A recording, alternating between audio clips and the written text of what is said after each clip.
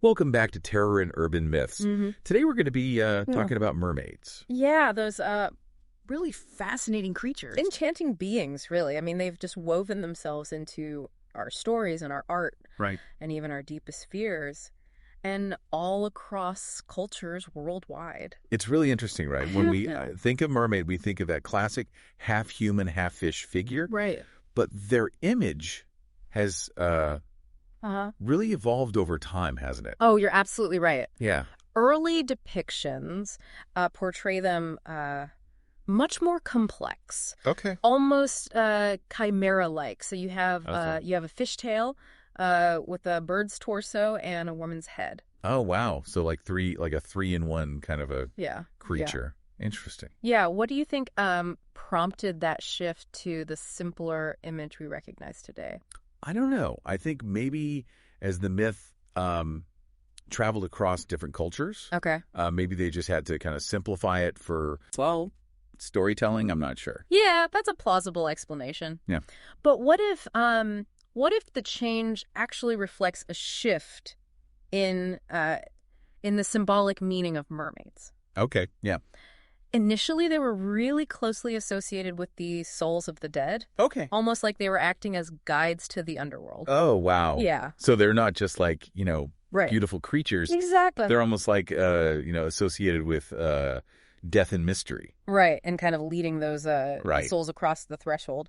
Right. So that, that association with death and mystery kind of sets right. a more somber tone, I think, that you see reflected in many mermaid tales. Yeah, yeah. To really understand their evolution, though, I think we have to delve into their origins. And mermaids have quite a few. Yeah, they have multiple origins. Yeah, and each one's kind of got its own nuances and its own perspective. Right. It's like a puzzle with a lot of different solutions. That's a great way to put it. Yeah. One prominent origin story is from Greek mythology.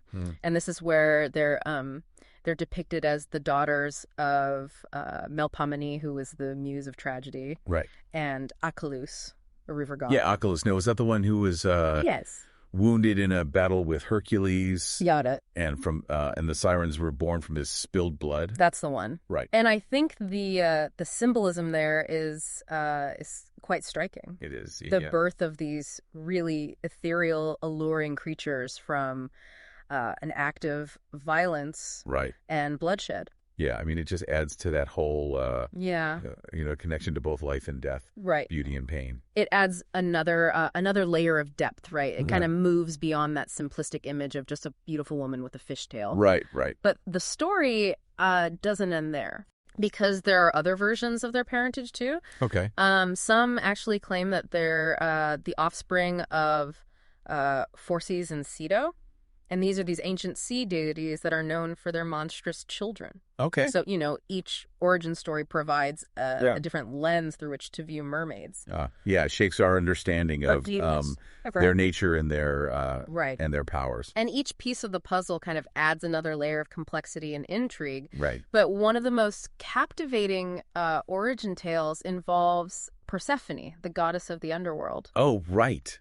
This is the one where she's abducted by Hades. Yeah. And her companions plead with the gods to help find her. You've got it. Right. In this version, the gods grant these companions wings to search for Persephone. Right. And then fishtails to navigate the river Styx. Oh, wow. Ultimately leading to their transformation into mermaids. So it's a tragic... it is? A tragic tale. Yeah. Their transformation is driven by desperation and grief. Mm-hmm, mm-hmm. And it really kind of underscores the idea that mermaids are not just creatures of beauty, but also figures associated with loss, and fate. Absolutely. You've hit on a crucial point there. It really adds a layer of pathos, to their image. Right. Makes them more than just alluring creatures of the sea. Right. But there's another intriguing origin tale. This one comes from the Middle East. Okay. And it features a woman named Ceto. Okay. And she was renowned for her extraordinary beauty. For her beauty? What happened? Well, the story goes that she incurred the wrath of Venus. Okay. And Venus, consumed by jealousy, cursed her. Oh, how? Driven to despair, Derceto attempts to end her life. Oh, no. But she is saved by the gods. Okay. And transformed into a mermaid. So it's almost like a punishment. It is. It's almost like a punishment. Disguised as salvation. Disguised as salvation. That's a great way to put it, yeah. Yeah. And that just adds a fascinating layer of moral ambiguity to Beth. Yeah. Right? It does. They're not simply benevolent or malevolent. Right. They're just beings that are shaped by by complex forces, really. Yeah, and even the whims of the gods. Right, right. And this particular version really highlights themes of beauty and jealousy and just the unpredictable nature of fate. Yeah, absolutely. It reminds us that even in mythology, appearances can be deceiving. Right. So, it seems like the mermaid myth, with its various origin stories and multifaceted symbolism, really invites us to kind of look beyond the surface. Right. And explore the deeper meaning behind these really captivating creatures. Yeah. It's a journey worth taking for sure. And as we delve deeper, I think we'll just uncover even more layers of intrigue and wonder. Right. Yeah. Okay, well let's keep going then. Okay. We're back with terror and urban myths and more on these mermaids. We were just talking about how they can be so beautiful but dangerous at the same time, benevolent and then vengeful. I don't know. It makes me think: could this ambiguity actually reflect something deeper about how we view the natural world, the natural world itself? I think that's an insightful observation. The mermaid myth does seem to tap into that complex relationship that we have with nature. On one hand, we're just drawn to the beauty and the bounty of it, right? But we also fear nature's power and the unpredictability of it all, right? And the sea, I think especially, holds a special kind of mystery. It's vast and it's deep. Yeah. And it's just teeming with life. And we barely understand it. Exactly. And mermaids with that hybrid form, half human, half fish. Right. It's like they embody that liminal space where the familiar meets the unknown. Right. They bridge the human world and the natural world, but yet they don't belong to either, you know? So could their ambiguous morality just be a reflection of nature's indifference? Yeah. To human concepts of good and evil. I think that's a very astute point. Yeah. Nature doesn't operate by our moral code, right? It just is. It is.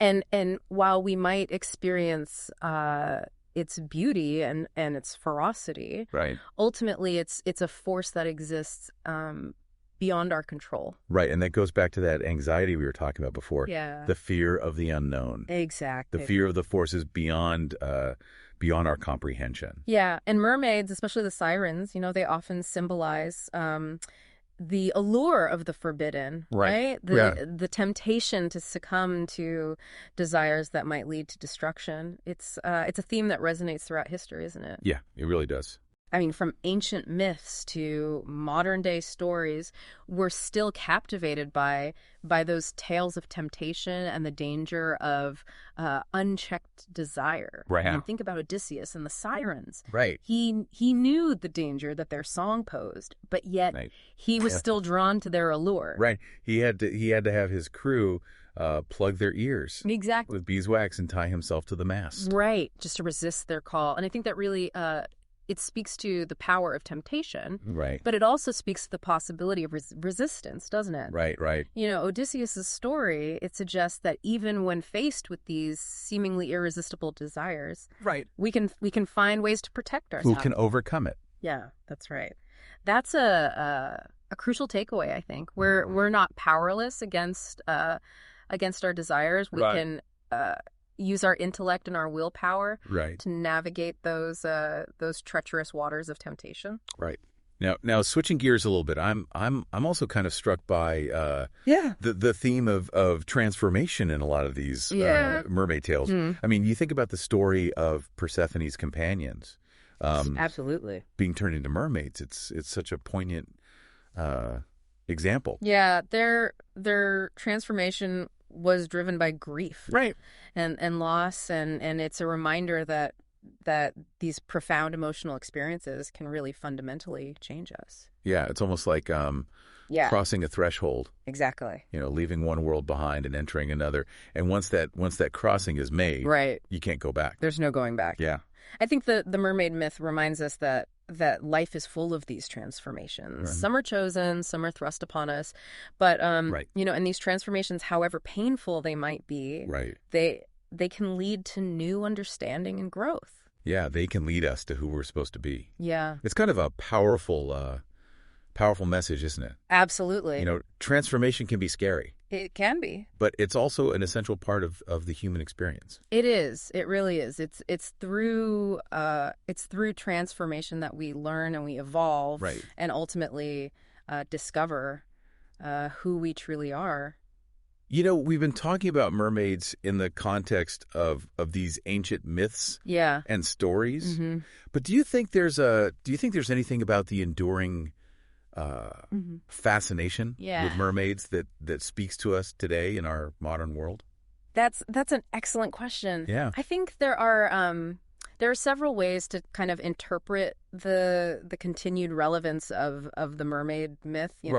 On one level, I think they represent a longing for a deeper connection with nature. Right. In a world where we're just dominated by technology and urban landscapes. Right. I think the image of a creature that moves so effortlessly between land and sea, right, speaks to that desire for harmony with the natural world. Right, like a yearning for a more simpler existence. Exactly. And I think there's also just that sense of mystery and wonder that's associated with mermaids. Right. That we find alluring in this increasingly demystified world. It's the allure of the unknown, the things that just lie beyond our grasp. Yeah. And so they're not just right, creatures of the past, right? I mean, they continue to hold a mirror up to our present day hopes and anxieties and longings. Absolutely. As we delve deeper into this myth, it's clear that mermaids are much more than just beautiful creatures with fishtails. That's right. I mean, they represent the complexities of our human experience. They do. They really do. And if you've enjoyed this journey into the world of mermaids, be sure to subscribe to Terror and Urban Myths for more fascinating explorations of mythology and folklore. We'll be back with the final part of our exploration of mermaids, so stay tuned. Welcome back to Terror and Urban Myths. As we wrap up our exploration of mermaids, I'm just struck by, how much depth and symbolism we've uncovered. Mm-hmm. They're far more than just enchanting figures of folklore. Yeah, you're absolutely right. We've talked about their origins and their ambiguous morality and their connection to our anxieties about the unknown. Right. But there's one more crucial aspect I think that we need to kind of explore here. Okay. And that's their symbolism. Right. What deeper messages might these stories be conveying? Yeah. I mean, what can we learn from these enduring myths about ourselves and our place in the world? Well, one interpretation centers on that inherent duality we've been discussing, right? Right. Mermaids embody both the beauty and the danger of the natural world. Right. They remind us that nature can be alluring and life-giving, but also destructive and unforgiving. Right. And it's an important reminder, I think, especially now when human actions are having such a significant impact on the planet. Absolutely. We can't take nature for granted or exploit it without consequences. Exactly. The mermaid myth can be seen as a cautionary tale about the dangers of hubris. Right. Believing that we can control or dominate nature without respecting its power. And their hybrid form, half human, half fish. Yeah. I think that also highlights the tension. Between humanity and the natural world. Yeah. We're part of nature, yet we often set ourselves apart from it. Right. We try to bend it to our will. Right. And as we've seen that often leads to conflict and destruction. Right. Mermaids, I think, in a sense, embody that conflict. They're caught between two worlds. Right. And they don't belong to either. And it's just a reminder that true harmony comes from recognizing our interconnectedness with nature, not from trying to dominate it. Exactly. Yeah. Now, let's not forget about the theme of temptation. Right. That's so central to the mermaid myth. Yeah. Especially the stories of sirens luring sailors to their death. What do you make of that symbolism? It seems to speak to the dangers of unchecked desire. Oh. The allure of the forbidden, the things that promise pleasure but ultimately lead to ruin. Right.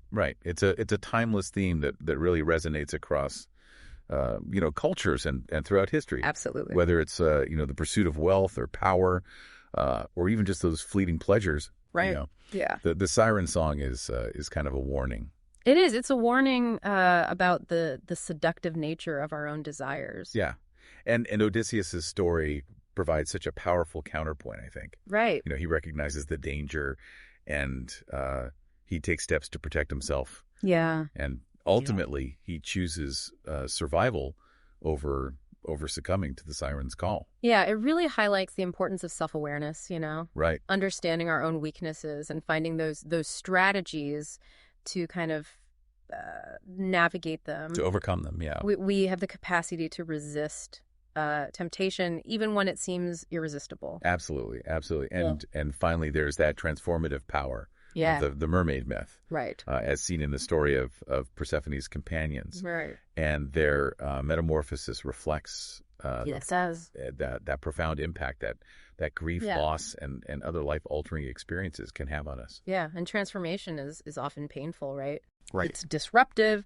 It forces us out of our comfort zones. But it's also through those experiences that we grow, we evolve, and we discover new depths within ourselves. Absolutely. The mermaid myth, with all of its complexity and symbolism, really reminds us that life is a journey. It is. Of transformation. Yeah. We're constantly changing and adapting and becoming something new. And it's embracing that process of change rather than resisting it that we find true meaning and fulfillment. Absolutely. Yeah. Well, as we conclude our exploration of mermaids, I'm left with this sense of awe and wonder. Yeah. These creatures have captivated human imagination, for centuries, and they continue to speak to us today in such profound ways.